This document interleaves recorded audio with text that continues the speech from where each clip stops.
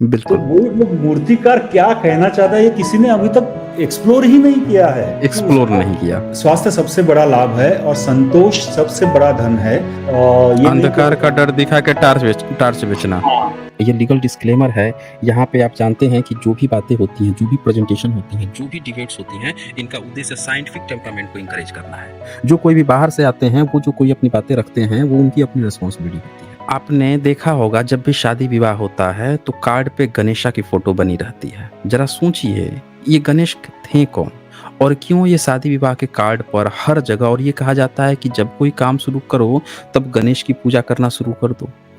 और ये पूजा कौन करवा रहा है? ये गणेश का इतिहास क्या है? ये गणेश चतुर्थी मनाई जा रही है, फिर गणेश की बड़ी बड़ी विशालकाय स्थूलकाय मूर्तियां बनाई जाती हैं, फिर ले जाकर उसको पानी में दबा दिया जाता है, तोड़ फोड़ के खत्म कर दिया जाता है। और ये सारा खेल जो है पिछले 100-150 साल के अंदर खेला गया है।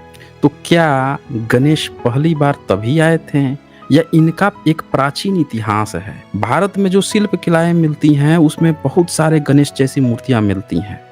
विदेशों में हम जाते हैं तो जितने बुद्धिस्ट देश हैं हर जगह वो मिलते हैं। और जब हम विदेशियों से बात करते हैं तो वो ये कहते हैं कि ये तो हमारे बुद्धा हैं, एलिफेंट हेडेड बुद्धा हैं। वो एक और भी मूर्ति दिखाते हैं जिसमें बड़ा स्थूलकाय एक व्यक्ति रहता है, उसको कहते हैं लाफिंग बुद्धा है। मतलब वो तरह तरह की बुद्धा की मूर्तियां, elephant headed Buddha, laughing Buddha और इस तरह तरह के बुद्धा को वो दिखाते रहते हैं। अब सवाल यहाँ पे ये बनता है कि भैया ये बुद्धिज्म में गणेशा क्या कर रहे हैं? और हिंदुइज्म के ही अगर ये गणेशा हैं तो फिर पिछले 100-150 साल में ही भारतीयों ने गणेश की पूजा पाठ क्यों शुरू की, शादी विवाह के कार्ड पर क्यों शुरू किया? एक्चुअल इतिहास क्या है? किसने किस में से कॉपी किया है और इसके एक्चुअल सबूत किसके हैं? क्योंकि जिसका सबूत होगा वो खुदाई से पुरातत्व से मिल जाएगा, जिसका पुराना निकलेगा वही सबूत कहलाएगा। तो आज की वीडियो इतनी ज़्यादा इम्पोर्टेंट है दोस्तों कि आप लोग इस वीडियो को इतना शेयर कर दीजिए कि हर व्यक्ति आज के बाद से, चाहे जिसको भी कंफ्यूजन हो गणेशा या मतलब विनायक एक्चुअल नाम है विनायक, गणेशा तो बाद में इन लोगों ने ब्राह्मणीकरण करके कहा है, या गणेश चतुर्थी जो अभी मनाई जाएगी, इसके बारे में जिसको भी कंफ्यूजन हो हमेशा के लिए दूर हो। इतने सॉलिड एविडेंस मैं आज पेश करेंगे। हमारे साथ स्पेशल गेस्ट हैं ब्लेस प्लेसी। वो रिसर्चर इस पर रिसर्च कर रहे हैं। बहुत बेहतरीन खूबसूरत उनका रिसर्च है। इंटरनेशनली उनको कई अवार्ड दिया जा चुका है और उनका इतना बेहतरीन रिसर्च है कि आज हम लोग पूरा का पूरा A to Z उधेड़ कर रख देंगे कि ये गणेशा विनायका है किसका, कौन कहाँ से कॉपी किया, कौन कहाँ से लाया और क्यों बुद्धिस्ट देशों में पाया जा रहा है। को मिलेगी विदेशों में, वहाँ लिखा रहेगा बुद्धा एलिफेंट। ये देखिए, ये आपको मिलेगा यहाँ पे चेक रिपब्लिक। जब आप जाएंगे वहाँ पे प्राग का चेक रिपब्लिक, तो वहाँ पे ये मूर्ति आपको मिलेगी और वहाँ पे लिखा बताया जाएगा गणेशा बुद्धा एलिफेंट स्टेचू। मतलब गणेशा बुद्धा इसको कहा जा रहा होगा। भारत के लोग गणेशा समझते हैं, वहाँ बुद्धा समझते हैं। ये देख लीजिए चेक रिपब्लिक में, जबकि वहाँ हिंदू कोई धर्म नहीं है। ये जितने भी देश हैं बुद्धिस्ट देश लोगों का है। भारत से तो आपको हम लोगों को मंदिर से भगा दिया गया, हमारा धर्म छीन लिया गया। आप समझ सकते हैं कि ये क्यों बुद्धिस्ट देशों में आज अवेलेबल है। अब भारत में किसने हमसे छीन के कब्जा किया हुआ है। ये भी आप देख लीजिए, ये आइसोलेटेड बुद्धिस्ट ब्रोंज स्टैचू है। ये भी बुद्धा का है और ये बुद्धिस्ट ब्रोंज स्टैचू बनाया गया है। ये आप थाईलैंड चले जाएंगे तो वहाँ पे आपको मिलेगा, रोड पटाया थाईलैंड में आपको मिलेगा, लिखा होगा एलिफेंट हेड गोल्डन बुद्धा। सब लोग इसको गोल्डन बुद्धा के नाम से जान रहे होंगे। सवाल है कि ये बुद्धिस्ट देश लोग इनको बुद्धा क्यों कह रहे हैं? आखिर कितना पुराना, किसका क्या इतिहास है? तो चलिए अब समय न गवाते हुए सीधे स्पेशल गेस्ट के पास आते हैं। अब उन्हीं से हम लोग जानेंगे कि इसका एक्चुअल इतिहास क्या है, इसका है क्या। हमारे स्पेशल गेस्ट आ चुके हैं, इनको मैं ऐड कर रहा हूँ। ब्लेस जी, आपका बहुत बहुत स्वागत है रैशनल वर्ल्ड पे। थैंक यू जी। जय भीम, नमो बुद्धाय सभी साथियों को और आपको भी। हाँ, जय भीम, नमो बुद्धाय। अब यहाँ पे आज हम लोग इस बात पे चर्चा करेंगे कि जिसको गणेशा भारत में कहा जा रहा है और पिछले 100 साल के अंदर एक प्रथा शुरू हो गई है, गणेश चतुर्थी की प्रथा शुरू हो गई है। बड़ी बड़ी स्थूलकाय मूर्तियां बनाई जा रही है और वैसे लोग जो बुद्धा को गाली देते आ रहे हैं, अपनी किताबों, धार्मिक किताबों में धर धर के गाली दिए हैं, वो लोग इसको बता रहे हैं कि ये उनके कोई देवी देवता हैं। तो हम सच्चाई जानना चाहते हैं आपसे, और आपने चूँकि आपका इस पर रिसर्च भी है, तो हम आपसे जानना चाहते हैं कि इसका एक्चुअल ट्रूथ क्या है? इनका इतिहास क्या है? इसका ये बुद्धिज़्म का है या ब्रह्मनिज़्म का है? कहाँ से आया है? कितने बुद्धिस्ट देशों में पाया गया है? मतलब कहाँ से कौन-कौन से बुद्धिस्ट देशों में गया है? कहाँ पाया जाता है? ये कहीं ऐसा तो नहीं है कि वहाँ पे जहाँ पे बुद्धिस्ट देशों में जब ये पाया जा रहा है तो वो कहीं वहाँ पे हिंदू-उंदू लोग हो रहते हों, ब्राह्मण लोग रहते हों, वो लोग लेके गए हों, ऐसा तो कहीं नहीं है। इन सारे सवालों का जवाब हम लोग आपसे आज जानेंगे, और हम चाहेंगे कि इस पर आप पूरा डिटेल्स में इसको बताइए। आपका रिसर्च क्या कहता है इस पे? जी। जी साइंस जर्नी जी। हम लोग ने पहले भी पिछले साल इसके ऊपर स्ट्रीम की थी, गणेशा कौन है। तो हुँ। वहाँ पे हम लोग ने कुछ कंक्लूजन्स निकाले थे। मैं स्क्रीन शेयर कर देता हूँ और हम लोग देखते जाएंगे कि ये विनायक जो है, गणेशा नहीं विनायक हुँ। जो है, हुँ। वो कैसे इसका ट्रांसमिशन हुआ और वापस वो Bharat, India that is Bharat में आके उसका ब्राह्मणीकरण हाँ। हुआ। यह हम लोग पूरा देखते जाएंगे। तो मैं स्क्रीन शेयर करना चाहता हूँ और हम लोग वहीं से चालू। हाँ, जी, जी। बिल्कुल, बिल्कुल आप स्क्रीन शेयर करें, हम लोग पूरे प्रमाणों के साथ देखेंगे, पूरी पब्लिक प्रमाणों के साथ देखेगी तो वो और ज़्यादा ऑथेंटिक हो जाएगा। मैं फिर से सभी साथियों से कहूँगा कि जिनको आज तक आपने नहीं शेयर किया है, उनको भी लिंक शेयर कीजिए। जितने सोशल मीडिया प्लेटफ़ॉर्म हैं, सब पे शेयर कीजिए, सबको बुलाइए, सबको सच्चाई देखिए। आज पूरे ऑथेंटिक रेफ़रेंस के साथ हम लोग जानेंगे, समझेंगे। ये जानना समझना बहुत ज़रूरी है, क्योंकि ये भारत की अपने कल्चर का सवाल है, अपनी शिल्पकला का सवाल है, और भारत के भूमि का एक्चुअल किसने कहाँ कब्ज़ा किया, क्या सच्चाई है, उसका सवाल है। तो ये आपका स्क्रीन आ गया है, इसको मैं शेयर कर दूँ? जी हाँ, ये रहा विनायक का ब्राह्मणीकरण। जी। तो हम लोग ने जो लास्ट टाइम स्ट्रीम की थी, वो मैं चाहूंगा कि सभी साथी वो स्ट्रीम एक बार वापस देख ले, ताकि ये स्ट्रीम जो है वो उसका अगला हिस्सा है। रैशनल वर्ल्ड पे हुँ। SJ 161 जो है वो देख ले, और ताकि समझ में आ जाएगा गणेश कौन है। उसका नाम था untold history of Ganesha, Ganpati Ganesh Chaturthi का असली इतिहास, SJL 161। तो हुँ। ये जो है हम लोग कह सकते हैं कि इसका ये नेक्स्ट एपिसोड है। हुँ। उसमें तो मेरी साउंड थोड़ी-सी उसमें गड़बड़ हो गई थी, पर आधे घंटे बाद जब ब्लेच जी आते हैं, और तो इनकी साउंड उसमें क्लियर है, तो आप लोग बिल्कुल उसको देखिएगा, उसमें कोई दिक्कत नहीं आने वाली है। अब अच्छा एपिसोड था, उसमें काफ़ी डिटेल से चर्चा हुई थी। जी, हाँ जी। इसको थोड़ा-सा और ज़ूम कर दीजिए। ओके। तो इसमें हम लोग ने जो कुछ कंक्लूजन्स निकाले थे, वो गणेश वो वैदिक देवता नहीं है। ब्राह्मणवादी हुँ। व्यवस्था से बहुत पहले हाथी को बौद्ध धर्म में पवित्र माना गया था। हाथी के सर की आकृति हाथी की पवित्रता से ली गई हो सकती है। गणेश को शुरू में विनायक के नाम से जाना जाता था। मूल रूप से गणेश विघ्नों के निर्माता थे। बाद में वे बाधाओं के निवारण के रूप में गणेश के रूप में लीन हो गए। गणेश बाधाओं, फसल और उर्वरता से जुड़े हैं, और गणपति पंथ की शुरुआत 9वीं 10वीं सदी के आसपास हुई थी।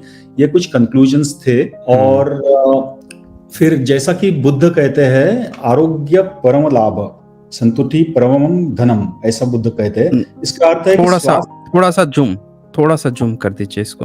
हाँ, अब ठीक। तो इसका अर्थ है कि स्वास्थ्य सबसे बड़ा लाभ है, और संतोष सबसे बड़ा धन है जो इस दुनिया में पैदा हुए व्यक्ति के पास हो सकता है। ये दो पहलू, शारीरिक स्वास्थ्य और मन की संतुष्टि, किसी व्यक्ति की शारीरिक और मानसिक भलाई के दो प्राथमिक कारक है, जो सभी अनुभवजन्य और आध्यात्मिक मामलों में निर्णय का संतुलन बनाए रखने की मदद करेंगे। इस प्रकार इस तथ्य को महसूस करते हुए बुद्ध ने भारत के उस समय मौजूद आयुर्वेदिक चिकित्सा मानदंडों पर ध्यान केंद्रित करते हुए अपने स्वयं दर्शन का आयोजन किया, अर्थात बीमारी का कारण, बीमारी का इलाज और दुख की समाप्ति, जो जीवन में चरम सीमाएं के बचने का मध्य मार्ग है। पाली सिद्धांत विशेष रूप से सुत्त पिटक और विनय पिटक ऐसे संदर्भों से भरपूर है, जिसमें बुद्ध ने न केवल बीमार भिक्षुओं की देखभाल के तरीकों और साधनों का प्रचार किया, बल्कि कार्य और अभ्यास द्वारा अपनी सलाह का प्रदर्शन किया। पुतिगत्था तिस्सा थेरो की कहानी, एक कोड़ी भिक्षु जिसकी देखभाल स्वयं बुद्ध ने की थी, एक प्रसिद्ध उदाहरण है। महासंघ भिक्षुओं के समुदाय की स्थापना और बौद्ध आदर्श के क्रमिक विस्तार के बाद से भिक्षुओं की शारीरिक भलाई सुनिश्चित की गई। ब्रिटिश मेडिकल जर्नल 1928 के संपादकीय में लिखा है कि अब अस्पताल के विचार के लिए हम जाहिर तौर पर गौतम बुद्ध और उनके अनुयायियों के ऋणी हैं। बौद्ध धर्म चिकित्सा के अध्ययन से विमुख नहीं था। विनय पिटक में ऐसे अनेक संदर्भ है। भिक्षु चिकित्सा सिखाते हैं और बीमारों की देखभाल कर सकते थे, लेकिन अपने लाभ के लिए अभ्यास नहीं कर सकते थे। योगाचार विद्वान असंगा के अनुसार उपचार की कला उन विषयों में से एक है जिसे महान व्यक्ति को सीखना होता है, और यह सर्वज्ञता प्राप्त करने के लिए सीखने के 5 आवश्यक विषयों में से एक है। तो मतलब यहाँ पे आप ये बता रहे हैं कि जो गौतम ये जो ब्रिटिश मेडिकल जर्नल जो है उसने हॉस्पिटल पे जब अपने विचार व्यक्त किए हैं तो उसने कहा कि गौतम बुद्ध और उनके अनुयायियों के लिए ऋणी है, क्योंकि वो लोग चिकित्सा में बौद्ध धर्म बहुत आगे था और उसने काम किया हुआ था। ये मतलब ब्रिटिश मेडिकल जर्नल ये बात अपनी संपादकीय में लिखा है। तो ये तो बड़ी खूबसूरत और बहुत गजब की जानकारी है ये तो। जी। और पिछली स्ट्रीम में हम लोग ने देखा था कि ये बुद्ध ने और उनके अनुयायी ने मेडिकल साइंस और मतलब जो अपनी प्रकृति है वो शरीर और योग ध्यान इसका कैसे मिलाप किया था। तो हम जब ध्यान की बात करते हैं तो उसका जो इवोल्यूशन हुआ था वो सदियों तक होते रहा था। जैसे कि बुद्ध ने कंसंट्रेशन या मेडिटेशन के जो टेक्निक्स बताए थे उसमें हर बार हम इवोल्यूशन होते गया। जैसे जैसे अरहत होते गए तो उन्होंने अपनी अपनी टेक्निक्स उसमें डालते गए थे। और हम लोग ने पिछली बार देखा कि जो हम लोग गणेश बोलते हैं वो एक पूजा नहीं की जाती, वो एक मेडिटेशन का टेक्निक था जो हम लोग शरीर के कुछ भागों के ऊपर हम लोग कंसंट्रेट करते हैं, अवेयरनेस लेके जाते हैं और वहां से हम लोग पूरे के पूरे शारीरिक बीमारियां या फिर मेंटल सिकनेस इलनेसेस जो है उसके ऊपर काबू पा सकते हैं। अब होता क्या है कि जैसे जैसे ये कोर फिलोसॉफीज जो है वो शतकों तक चलती जाती है तो उसमें थोड़ा सा माइथोलॉजी ऐड होते जाता है। तो वही हुआ है। तो सॉरी ये भाग रहा है बहुत तो पहले हम लोगों को ये समझना पड़ेगा कि बुद्धिज्म का स्प्रेड कैसे हुआ था। जो भारत से गया था तो वो एक तो नॉर्थ वेस्ट में अफगानिस्तान वगैरह वहां पे चल के फिर सिल्क रूट जो जिसे बोलते थे तो वहां से चाइना गया, फिर वहां से जापान वगैरह गया। थोड़ा सा और जूम कर दीजिए इसको। हाँ अब जी। हाँ जी। तो यहाँ से अफगानिस्तान नॉर्थ वेस्ट की तरफ जाता है, फिर वहां से चाइना में जाता है, चाइना से वापस नीचे आता है, फिर वो कोरिया और जापान की तरफ जाता है।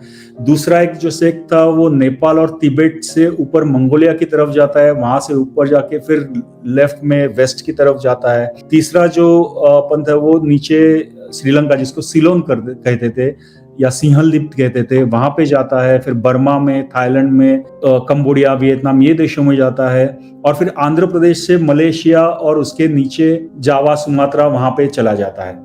तो हम लोग कुछ उनके फिगर्स देखें मतलब स्टैचूज देखेंगे जो हम लोगों को ये पूरे बुद्धिस्ट देशों में मिलते हैं। जैसे कि ये इंडोनेशिया का बाली का गणेशा है या जावा का गणेशा है, फिर वापस इंडोनेशिया का। अब ये ध्यान देना एसजे, ये जो गणेशा है बड़ा का इंडोनेशिया का, सामने से तो एलिफेंट हेड है लेकिन पीछे क्या है देखो, जिसे इन लोग कीर्ति मुखा कहते हैं बट एक्चुअली है बुद्धिस्ट। देखिए ये पीछे से पूरा का पूरा जो है ऐसी आकृति बनी है, बहुत खूब। अच्छा ये जो अभी आपने एक जो ग्राफ दिखाया कि बुद्धिज्म ऐसे ऐसे इन देशों में स्प्रेड हुआ और तब ये मूर्तियां उन देशों में पहुंची, तो ऐसा नहीं हो सकता है कि बुद्धिज्म के साथ साथ ब्राह्मण भी गया हो और वो मूर्ति लेके चला गया हो? ऐसा नहीं हो सकता? ऐसा हो नहीं सकता विनायक के बारे में और बाकी भी जो सो कॉल्ड देवी देवता है उनके बारे में, क्योंकि ये हम लोग आगे देखेंगे क्या होता है। और हाँ मतलब ब्राह्मणिज्म तो सिर्फ वेद पढ़ते थे, उनका तो किसी शिल्प कला से मतलब ही नहीं है, तो वो तो कहीं और चीज ले ही नहीं जाएंगे। बिल्कुल नहीं अच्छा, और शिल्प कला उनमें है नहीं। खैर आगे बढ़ते हैं हम, फिर लास्ट में हाँ, देखेंगे, ये क्वेश्चन सब लोगों का क्लियर हो जाएगा अभी कि क्यों बुद्धिज्म के ही साथ ये गया। जी। तो ये है इंडोनेशिया के गणेशा। हम्म। प्री खेमेर मतलब कंबोडिया, जो खेमेर डायनेस्टी थी उसके पहले के हम्म। ये गणेश है। मतलब वो खेमेर खेम जो बोलते हैं कंबोडिया के, वो 7वीं 8वीं शताब्दी की थी, वहां पे है ये। ओके। फिर ये है म्यांमार के, और वापस प्री खेमेर चंपा के गणेशा है। अब मैं गणेशा बोल मत रहा हूँ क्योंकि अभी वही प्रचलित है, विनायका बोल नहीं बोल रहा। नहीं, ये इसके पहले वाला जो आपने म्यांमार में दिखाया वो 11th-12th सेंचुरी दिखा रहा है उसमें। 11th-12th सेंचुरी हाँ, मतलब 11वीं-12वीं सदी तक भी म्यांमार वर्मा देश में जब ये एलिफेंट हेड बुद्धा बन रहे थे, तो मतलब 11वीं-12वीं सदी में भी ये कोई गणेशा नहीं थे, बल्कि एलिफेंट हेड बुद्धा के रूप में ही थे। हाँ जी। ओके, और एक्चुअली बुद्धिस्ट लोग मान रहे थे 11th-12th सेंचुरी में भी। बुद्धिस्ट लोग मान रहे थे। तो एक्चुअली उसकी कहानी ये है कि हम लोग आगे भी देखेंगे। इसको एलिफेंट हेडेड बुद्धा क्यों बोलते हैं? एक्चुअली ये बुद्धा नहीं, ये बोधिसत्व है। बोधिसत्व ओके, ये बोधिसत्व। हाँ जी, तो ये स्टेज बोधिसत्व की जो रहती है वो बुद्धा के पहले की होती है। और आप इनका ध्यान करोगे तो आप बोधिसत्व हो जाओगे, और बोधिसत्व से आप आगे बुद्धत्व को जा पाओगे।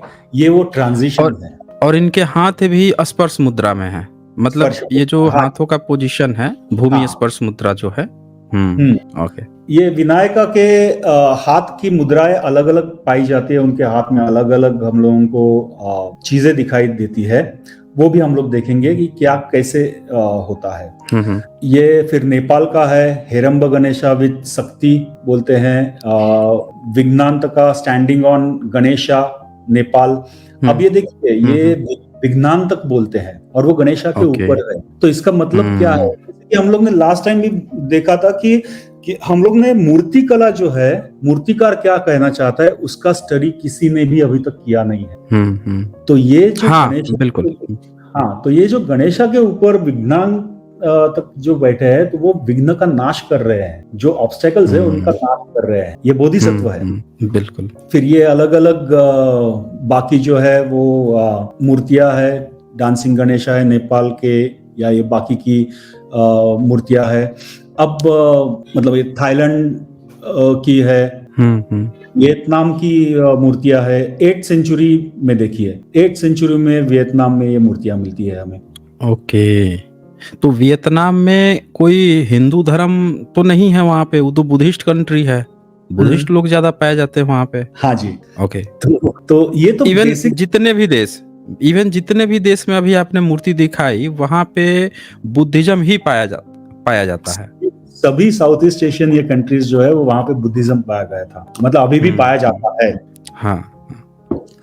तो वही उसका जो हम लोग ट्रांजिशन है ना, और उसका जो स्प्रेड है, वो हम लोग आगे देख लेते हैं कि कैसे ये हुआ है। जरूर। तो आते हैं journey of Vinayaka to China and beyond via silk road. जो सिल्क रोड था, वो विनायक वहां से कैसे चीन में गया। अब हम लोग बाकी देशों की बात करेंगे तो बहुत ज्यादा लंबी स्ट्रीम हो जाएगी, एज इट इज ये लंबी होने वाली स्ट्रीम। तो हम लोग सीमित रखेंगे, सबको आइडिया आ जाएगी कि अपने यहाँ का कल्चर जो था, संस्कृति जो थी, बौद्ध संस्कृति थी, वो कैसे आगे आगे जाती है और उसमें कैसे चेंजेस होते जाते हैं। अगर ब्रेक लेना चाहते हो, कुछ 50 पढ़ना चाहते हो, तो फिर देख लेंगे और आगे बढ़ जाएंगे। हाँ, सुरेश गायकवाड़ जी ने यहाँ लिखा है, थैंक्स भारत में शब बुद्धा बुद्धिज्म, थैंक्स भारत में शब बुद्धा बुद्धिज्म धम्मा है। हाँ जी सुरेश गायकवाड़ जी, बिल्कुल सही कहा है आपने।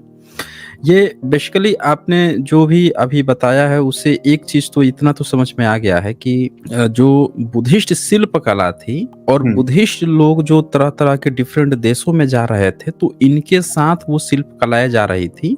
बुद्धा की भी मूर्ति बन रही थी और साथ में विनायक भी बन रहे थे, बोधिसत्वों की भी मूर्तियां बन रही थी जी। तो अभी तक जो है ओवरऑल ये कंक्लूजन यहाँ तक हम लोग पहुंचे हैं। आगे हम लोग इसमें देखेंगे कि अब कैसे किस रूट से ये पहुंचता है, और बाहर के लोगों ने भी तो कुछ कहा होगा ना कि क्या चीज है इस पे। कुछ लोगों ने कॉन्स्पिरेसी है कि नहीं है, कुछ ना कुछ तो किसी ने कहा ही होगा, तो हम लोग वो सब भी आपसे जानेंगे आज। जी हाँ जी, हाँ जी। तो आगे बढ़ते हैं। ये बुक है Ganesha the God of Asia, M.K. ढवलीकर। उनका 6th चैप्टर है Ganesha in central Asia and far east. Okay, M.K. धावलकर जी का है। ओके, ढवलीकर। धावलीकर, ओके। हाँ जी, इनका रेफरेंस मैंने पिछले स्ट्रीम में भी दिया था। इनका तो इसको थोड़ा सा जूम कर लूं। हाँ, इसको जूम कर लीजिए।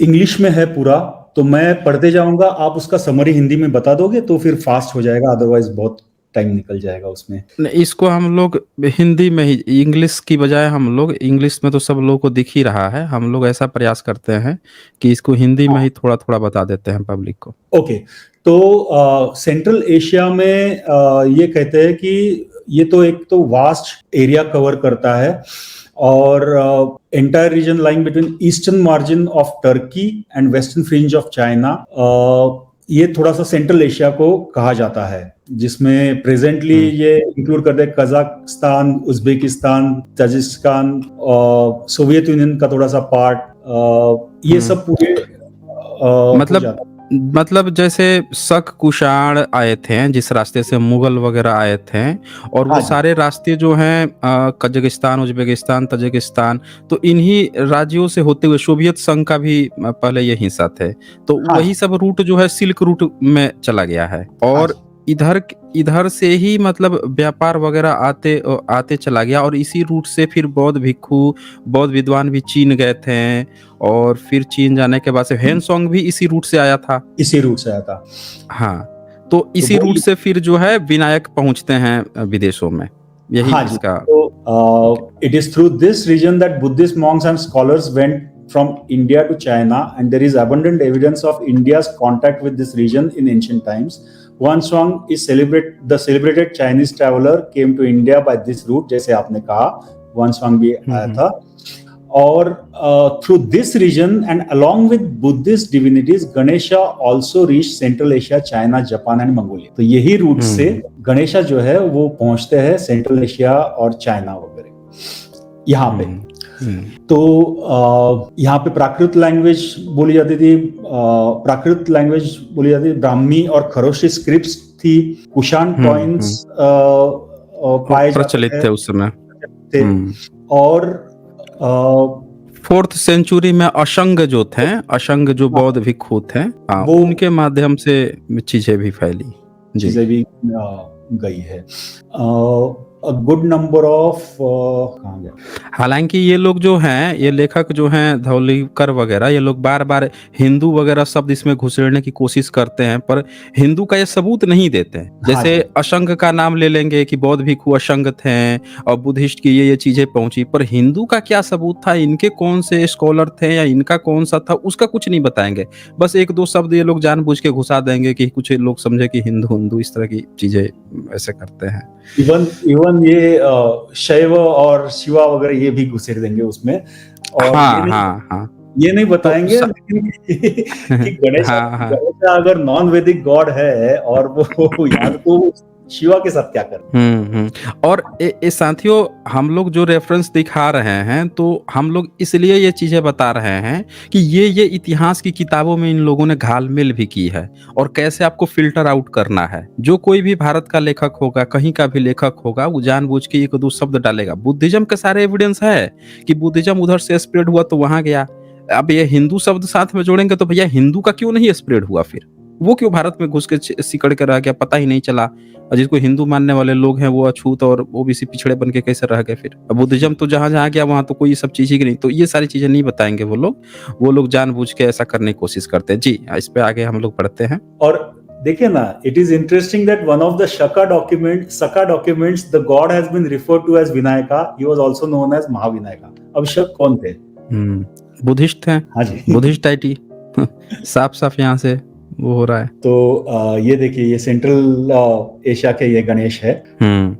तो ये स्टको head of elephant from central Asia, now in national museum new Delhi. तो इसका बेसिकली जो है वो उर्न जो बोलते हैं, मतलब आईब्रोज के बीच में उनका जो पार्ट रहता है वो प्रोट्रूडिंग दिखा, थोड़े से हाई ये दिखाते हैं। तो वो एक हम्म सिंबल है बुद्धा का। और ये गणेशा पाए जाते हैं इनके जो छोटे छोटे श्राइन्स थे तिब्बत में वगैरह, तो उनके डोर्स के ऊपर, डोरवेज पे ये दिखाए जाते हैं कि ये गार्डियन है। मतलब आप जैसे मैंने कहा था कि ये बोधिसत्व है, तो इसके थ्रू ही आप बुद्धत्व को पा सकते हो। फिर numerous Buddhist works brought to China. इसको थोड़ा सा जूम कर सकते हैं इसको। हाँ। Numerous Buddhist works were brought to China from time to time, and among them those brought by Vajrabodhi, Bodhi Ruchi, Ratnachinta, and Shubhankara Singha deserve a special mention. They were leading authorities of Tantric Buddhism. Tantric Buddhism के ये सब पूरे authority थे। Okay. और many of these works dealt with Ganesha as Vinayaka, who is described as having human body but elephant head. और इसमें लिखा है कि ये समुद्र के रास्ते भी चीन पहुंचे थे। तो समुद्र के तो रास्ते ब्राह्मण धर्म संप्रदाय में तो समुद्र पार करना ही वो है, दिक्कत है, मतलब समुद्र ही नहीं पार कर सकते। हाँ जी। देख लीजिए, ये तो साफ साफ कंक्लूड आ रहा है। हाँ, चले आगे बढ़ते हैं हम लोग। ये भी कहते हैं कि गणेशा की जो इमेजेस चाइना में आई थी वो कुछ बुद्धिस्ट भिक्खु थे, उन्होंने सिलोन से 460 एडी में लाई थी। ओके। और Yashogupta, Buddhadani and others travelled to Tibet through India. उनके वो जो है वो इमेजेस जो गणेशा के वो लेके जाते हैं वहां। और 7th सेंचुरी में युआन स्वांग जो है तो वो worship of elephant headed god continue till 11th century, but that of double form, मतलब जो ड्यूअल गणेशा जो बोलते हैं वो बाद में प्रोहिबिट किया था चाइना में, उसका वर्शिप बैन किया था चाइना में, बट जो जापान में लोगों को पाया जाता है।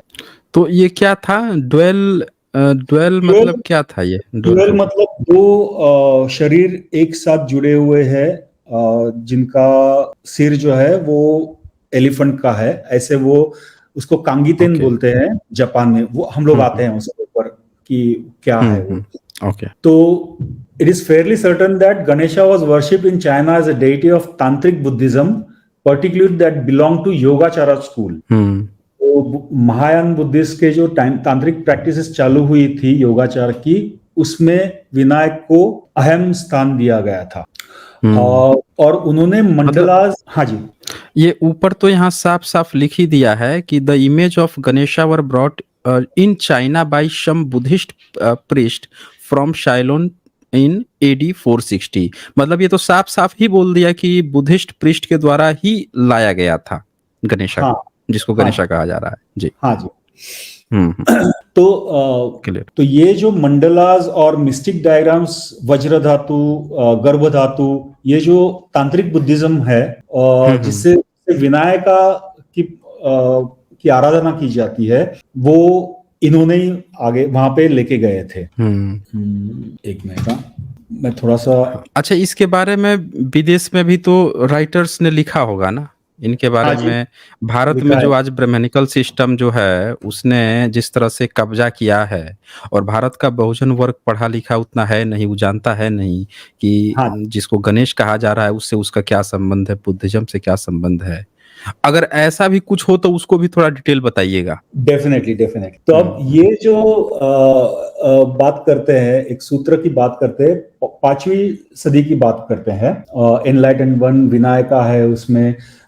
We have the representation of Buddha in the form of Ganesha। मतलब ये पूछते हैं कि could it be that ये गणेशा के फॉर्म में बुद्धा का तो रिप्रेजेंट नहीं कर रहे, और इसी और यही एक्सप्लेनेशन है कि बुद्धा के टेम्पल पे, मतलब उनका जो सर है उसके ऊपर थोड़ा सा एक बल्जिंग जो दिखाया जाता है, वो बुद्धा की एक पहचान है, वो गणेशा में भी दिखती है। और गणेशा की जो ब्राह्मणिकल माइथोलॉजी है, एकदंत, ये हम लोगों को सेंट्रल एशिया में या कहीं पे भी बाहर दिखाई नहीं देती है, बट उसके हाथ में हम लोगों को मूली दिखाई देती है।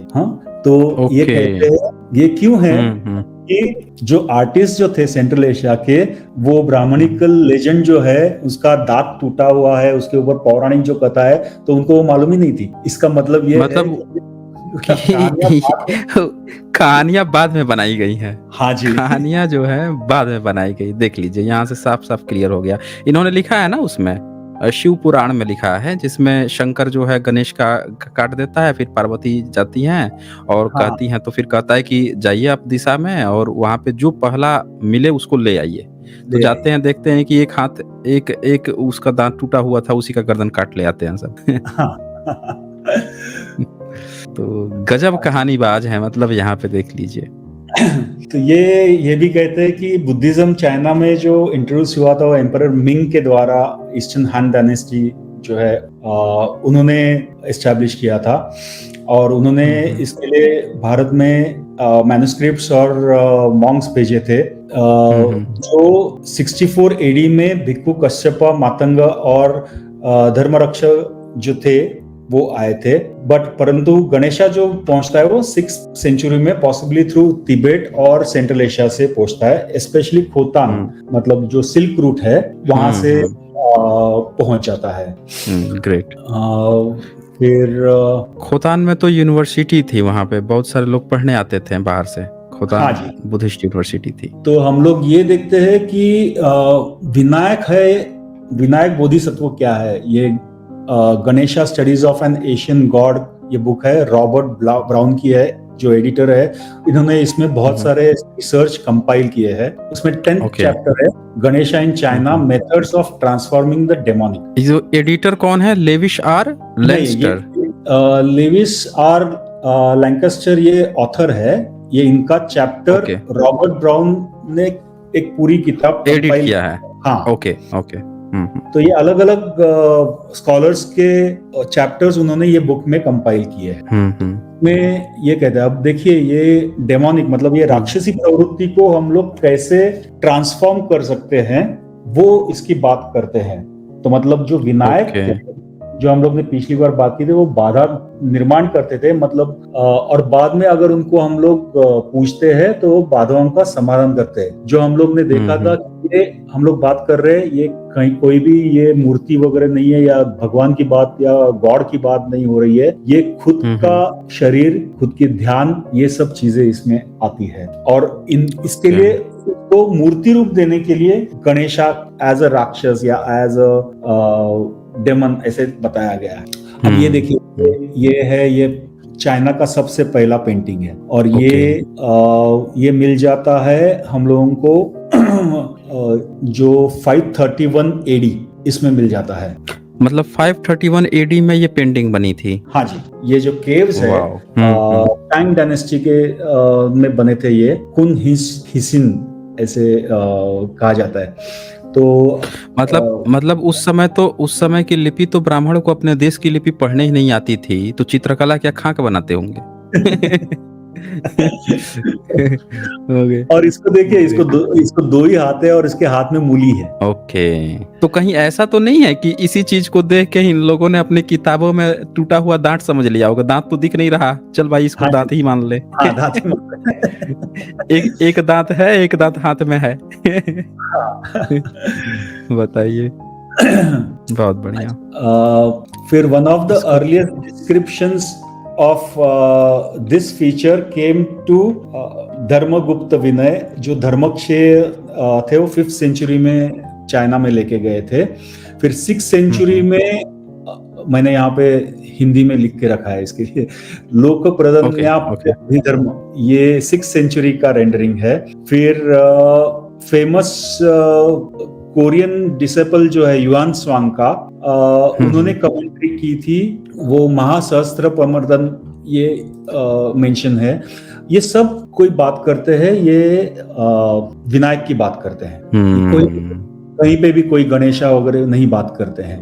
और ये सब चीजें जो है वो हम लोगों को मेडिटेशन टेक्निक्स कैसे है उसके ऊपर बात करते हैं, और उसकी आराधना जो तांत्रिक बुद्धिज्म से होती है वो कैसे आती है वो हम लोग आगे देखते हैं। बहुत बढ़िया। Bodhiruchi reach Chang in 693। फिर Mahayana peninsula work present in Guangzhou in 719। ये जो पूरे पीरियड पूरे थे, तो वहां से यहाँ से चाइनीज जो ट्रैवलर्स थे वो वहां जाके वहां पे ट्रांसलेट कर रहे थे ये सब चीजें।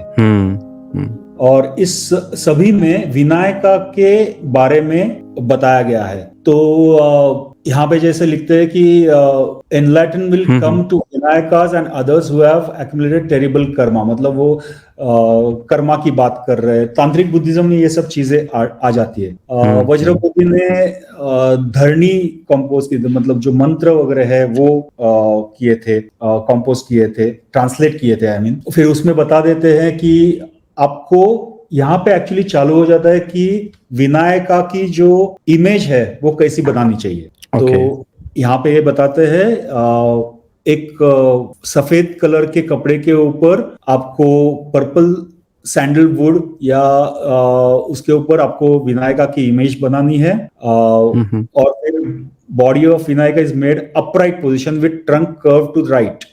तो ये बताते हैं। और सबसे सूढ़ दाहिनी और मुड़ी होनी चाहिए।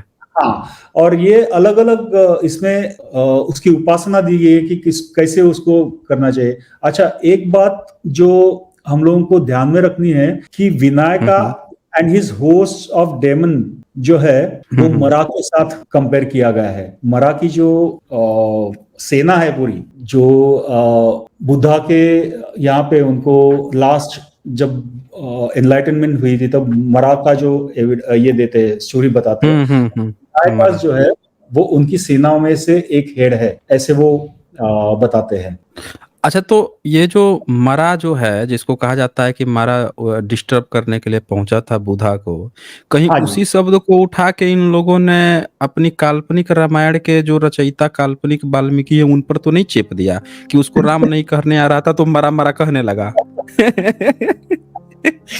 तो उल्टा, मतलब एक एक चीज जो है लिंक्ड है कि कैसे बुद्धिज्म के एक एक शब्द को इन्होंने उठा के और अपने धार्मिक ग्रंथों में छिप लिया है। वो तो वाल्मीकि की कहानी भी तो बताते हैं ना, वो कि वो वाल्मीकि था, वो वाल्या था और उसको राम नहीं कहना आता था, इसके लिए उसको सिखाया गया कि मरा मरा बोल तो राम राम हो जाएगा।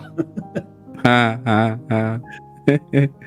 मतलब वो मार है तो वही मरा मरा वो कर दिया, उल्टा कर दिया। खैर आगे बढ़ते हैं हम लोग। है ये इम्पोर्टेंट चीज है जो हम लोग गणेशा की मूर्ति मिट्टी को क्यों बनाते हैं? हाँ, ये जरूर बताइए कि मिट्टी की अभी जो ट्रेडिशन जो चला है कि ये लोग मिट्टी की बनाते हैं फिर ले जाकर नदी में डालाते हैं। हाँ। और इनकी मूर्ति तो पत्थरों की भी मिली है। हाँ, बट पत्थरों की तो मिलती थी, लेकिन ये जो तांत्रिक बुद्धिज्म है वहां पे देखिए 746 और 774 के बीच में image of Vinayaka here called king of demons is to be made from mud that is taken from soil of the two banks of river. Using this mud, the image of king is made as well as 100 images of demon gang. तो ये मिट्टी की मूर्ति बनानी है और ये विनायका जो है उसको एलिफेंट का हेड चाहिए और एक आदमी का धड़ चाहिए और नदी के पानी में भिगोया गोया मंच हो। 5 रंग की मिट्टी से बने 6 सिंहासन रखे गए हों। 2 उत्तर की ओर 2 दक्षिण की ओर। मतलब जो नदी के किनारे की मिट्टी है और फिर आजकल ये लोग ले जाके फिर नदी में ही दबा देते हैं, तो ये भी चीज इन्होंने तांत्रिक बुद्धिज्म से कॉपी की है, मतलब वहां से उठाया है। और रिसाइटिंग 108 जो है वो भी तो यहाँ से आता है। अच्छा, 108 बार जो मंत्र पढ़ने की जो टेक्निक थी वो भी तांत्रिक बुद्धिज्म का है और ये भी कॉपी इन्होंने श्री 108 कॉपी कर लिया है। देख लीजिए साथियों, 108 जो शब्द है, जो 108 ये बताते हैं कि यहाँ से इतनी दूरी है, ये शब्द भी तांत्रिक बुद्धिज्म में वो मंत्र बनाते थे, फुट स्वाहा करके कुछ बनाते थे मंत्र वगैरह, और मंत्रों को याद रखने के लिए माला फेरते थे। माला की एक जो कड़ी होती है उसको बढ़ाते थे, एक माला रट गया। वो सारी चीजें जो है ब्रह्मनिज्म ने कैसे कॉपी करके और अपना धर्म बनाया, कहाँ से क्या चीज उठाया है जी। अच्छा, उसके बाद उनको 7 कलर के धागे भी लेने हैं और उनको सब जो मूर्तियां उनको बांध देना है उससे। हाँ, बताइए आ जाता है यहाँ पे। तो ये एक बहुत बड़ा जो तांत्रिक बुद्धिज्म का है वो आ जाता है।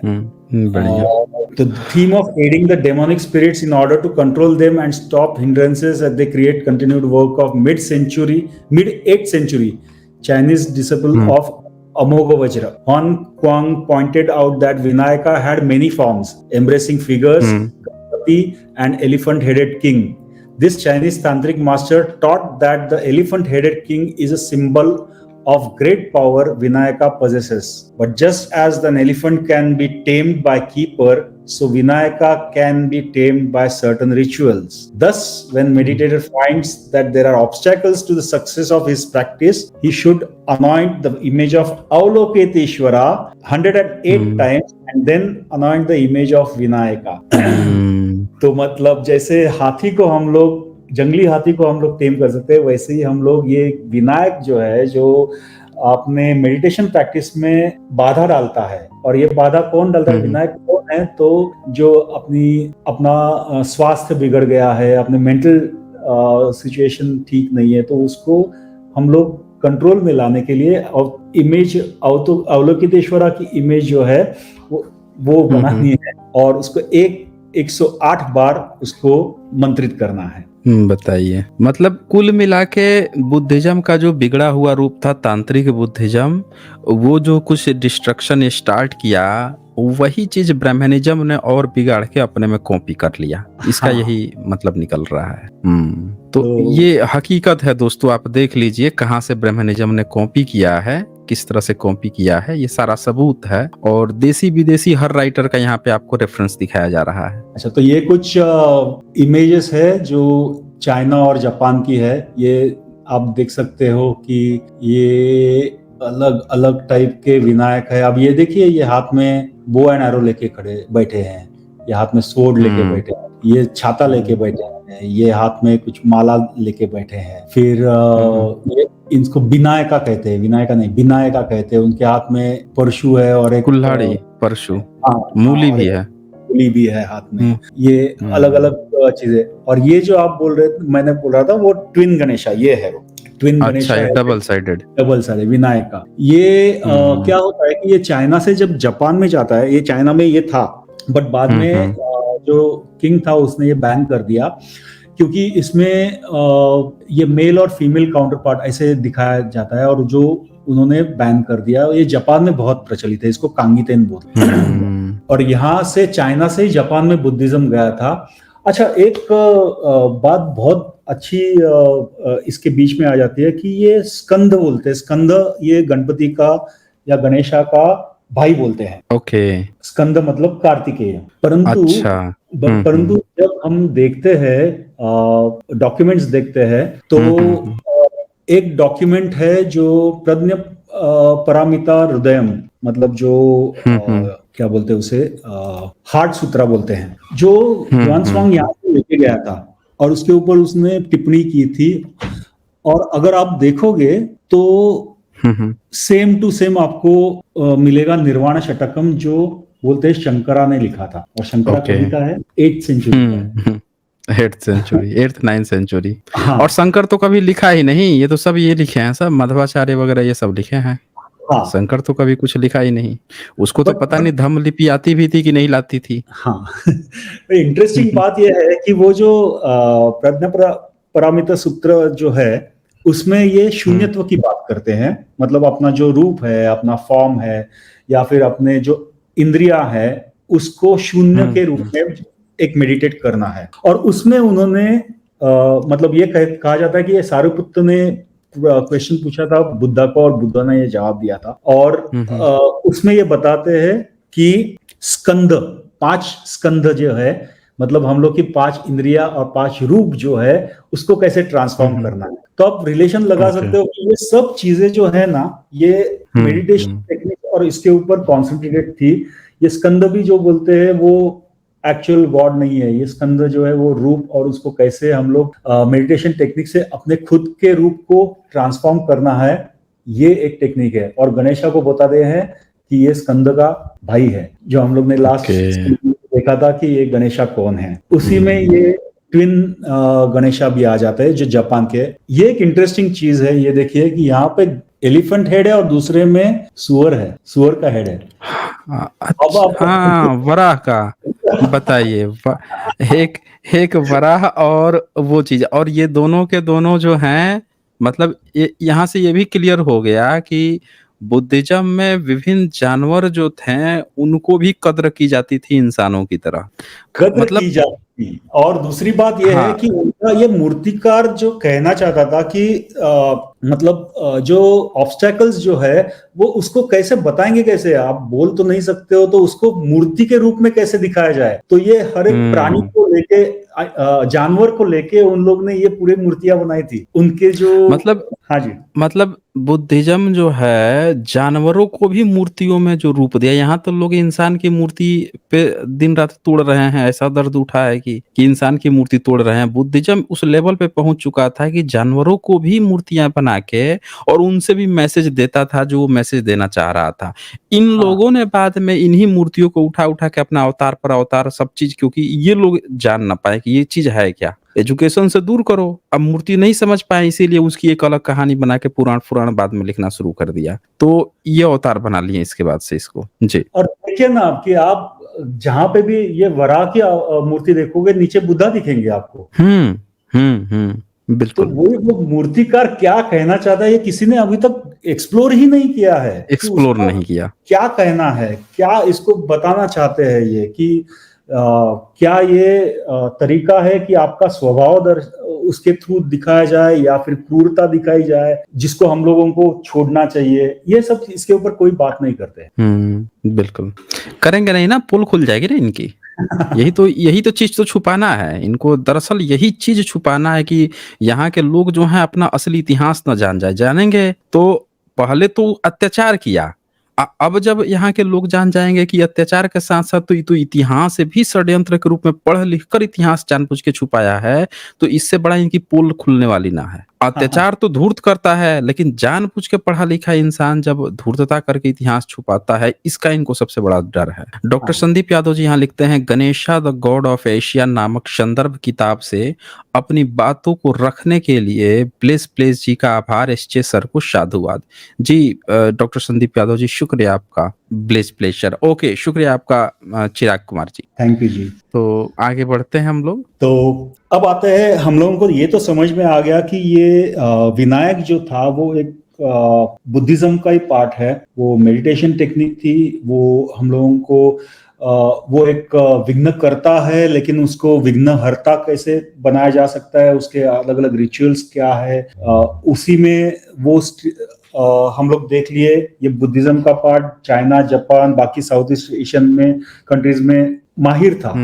अब क्या होता है कि समझिए एक चीज बहुत अच्छी तरह से लोग मानना चालू करते हैं। तो विनायक का ब्राह्मणीकरण यहाँ पे कैसे होता है, और ये कब होता है? 9वीं सदी से 11वीं सदी तक। तो ये गणेशा अनविलिंग एन एनिग्मा युवराज कृष्णन की बुक है। वाई कृष्णन जी से बोलते हैं, बहुत बड़े रिसर्चर है, बहुत किताबें इन्होंने लिखी है। इन्होंने बुद्धिज्म के ऊपर भी बहुत किताबें लिखी है। ओके तो ये कैसे क्या हो जाता है? तो गणेशा या गणपति ये नॉन वैदिक गॉड है। पुराणों में जो दिखाया जाता है वो ब्रह्मा, विष्णु और महेश या शिवा, इसकी बात करते हैं पुराण। लेकिन स्कंद या गणेश, इनको ये ग्राम देवता तक सीमित रखते हैं। बट बाद में क्या होता है, फॉलोअर्स ऑफ गणपति या गणपत्य जो चालू हो जाता है। अभी ये भी जो है सेक्ट, ये निकला हुआ है बुद्धिज्म से ही।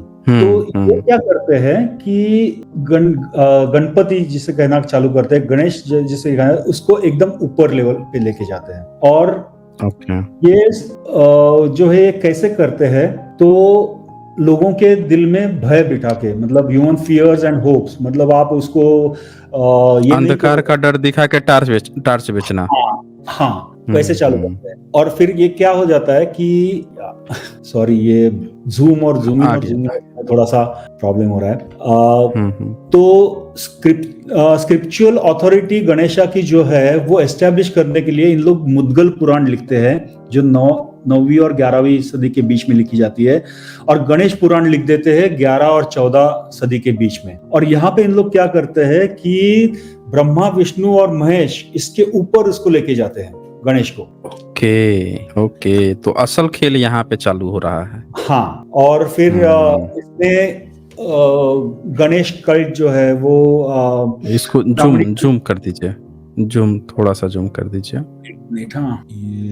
ये हो गया था। हाँ, और इसमें क्या होता है कि गणेशा जो है वो प्रिंसिपल डेइटी बन जाता है और निर्विकार निराकार ये रूप फॉर्म कर रहे हैं। ब्रह्मा विष्णु शिवा अग्नि इंद्र वायु ये सबसे ऊपर लेके जाते हैं उसको। और ये गणेश जो है वो 4 वेदों का ही भाग है, रूप है, ऐसे डिक्लेयर कर देते। ओके।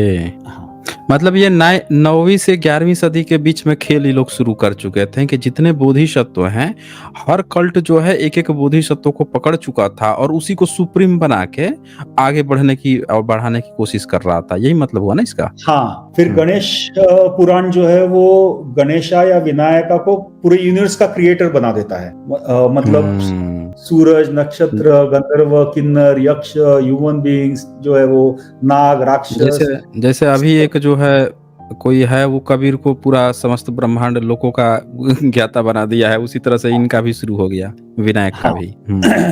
और फिर क्या करना चालू करते हैं कि सभी जगह पे इन लोग गणेशा को खोदना चालू करते हैं और बिठा देते हैं कि ऋग्वेद में भी गणेशा का मतलब ये किया है, जिक्र किया है। वो ब्रह्मणस्पति जो है उसको इन लोग गणेशा बना देते हैं। फिर ब्रह्मांड उस समय तो संस्कृत कोई भी बहुजन पढ़ तो सकता नहीं था, संस्कृत का उस समय कोई था नहीं, और बौद्ध विश्वविद्यालय थे 12वीं 13वीं सदी तक। तो मुझे तो लगता है कि ये स्क्रिप्चर और बाद में लिखे गए होंगे। बाद में वो कैसे है?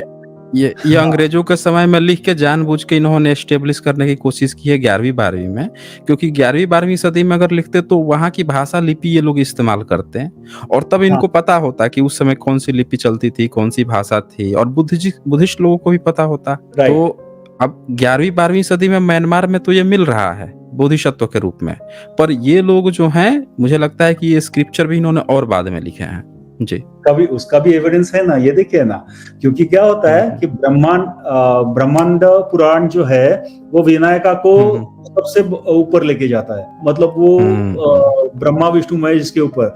शिव पुराण में भी ये लिखा है कि शिव को अगर त्रिपुरा को मारना है तो उसको विनायका की पूजा करनी चाहिए। मतलब ये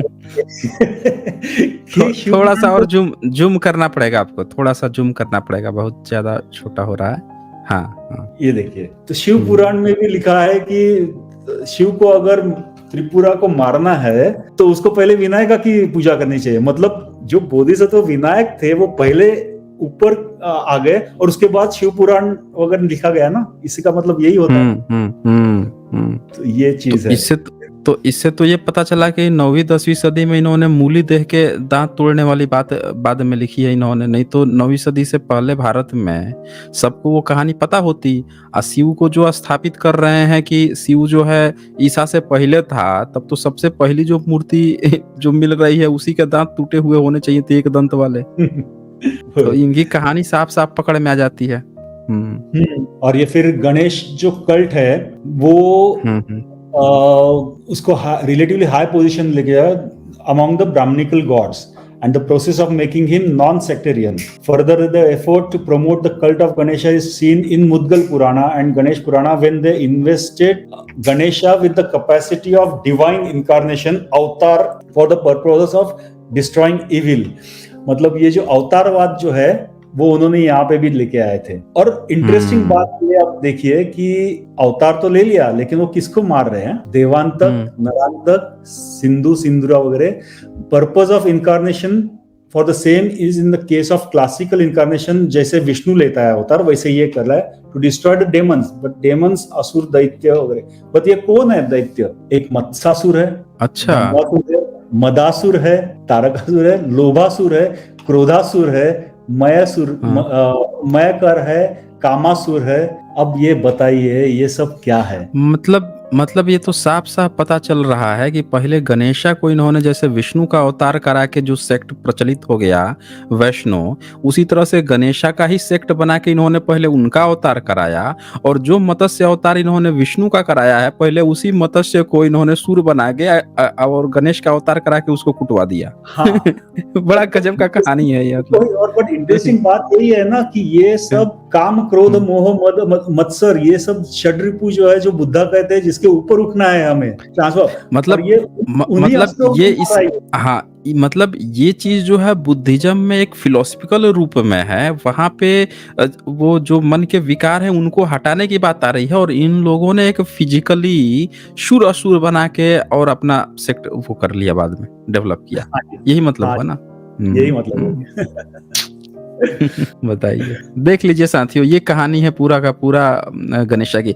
मेरे ख्याल से हम लोग इसको अब समराइज ही करेंगे आखिरी लास्ट में, और कुछ इसमें हो। अच्छा, ये एक क्या है तिलक वाला, क्या है ये? एक यहाँ पे एक बहुत अच्छा ये आता है कि एक महाराष्ट्र का तिलक के यहाँ पे जाने से पहले महाराष्ट्र में क्या हो जाता है वो देख लेते हैं। ओके। द लॉफ्ट घुरिये जो है वो बताते हैं कि lofty and popular status which Ganesha came to occupy in Hinduism in Maharashtra was the handiwork of Maharashtrian Brahmins. They were responsible for aggrandizement of Ganesha in the Hindu, मतलब गणेशा की उन्नति के लिए हिंदू पैंथेयन में जो रिस्पॉन्सिबल थे वो महाराष्ट्र के ब्राह्मण्स थे। अच्छा, मतलब महाराष्ट्र के ब्राह्मणों ने पूरा ब्राह्मणीकरण किया है। ओके, तो ये बात किसने लिखी है? ये कौन राइटर है मतलब? जीएस घुरिये इनका रेफरेंस देते हैं, यही इसमें ओके। वो जो वो रिसर्चर है उन्होंने ये बात कही है। और the Ganapati also became the family deity of kul devata of पेशवाज।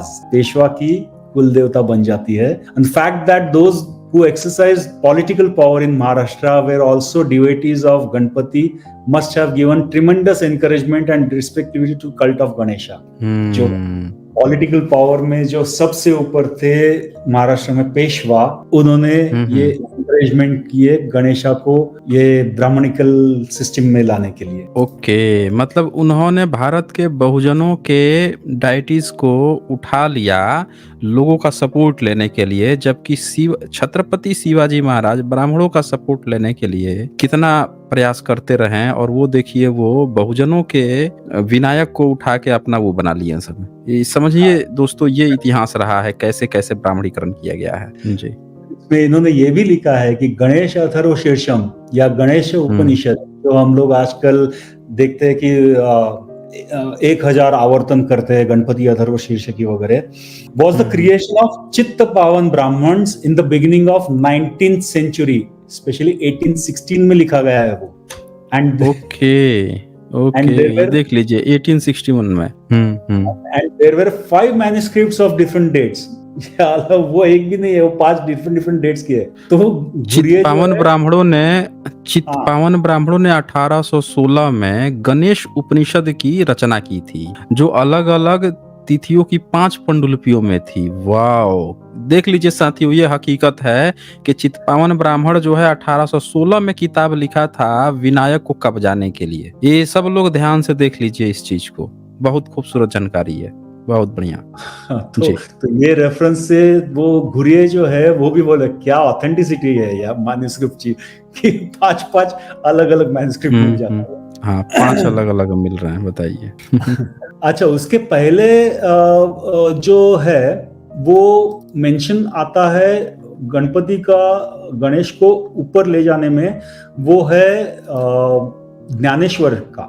Okay, but अब आप देखिए कि ज्ञानेश्वर जो है वो नाथ संप्रदाय के है, और आपने स्ट्रीम की नाथ संप्रदाय क्या था? वो तो पूरा बुद्धिस्ट, उत्तरवर्ती बुद्धिस्ट है ना वो। हाँ जी, वो पूरे उत्तरवर्ती बुद्धिस्ट है। मतलब कुल मिला के पिछले 1000 साल में धीरे धीरे पहले एक समाज ने उसको गणपति समाज बनाया, फिर बाद में चित्पावन ब्राह्मणों ने उस चीज को उठा के अपना कुल देवता बना के, और 19वीं सदी में तो किताब तक लिख के कब्जा कर लिया पूरी तरह से। हाँ, ये दोस्तों इस तरह से ट्रांसफॉर्मेशन हुआ है, इस तरह से ब्राह्मणीकरण हुआ है, ये देख सकते हैं आप जी। और जिनको भी डाउट है तो ये सब बुक्स पढ़ लेना, रिसर्च पढ़ लेना,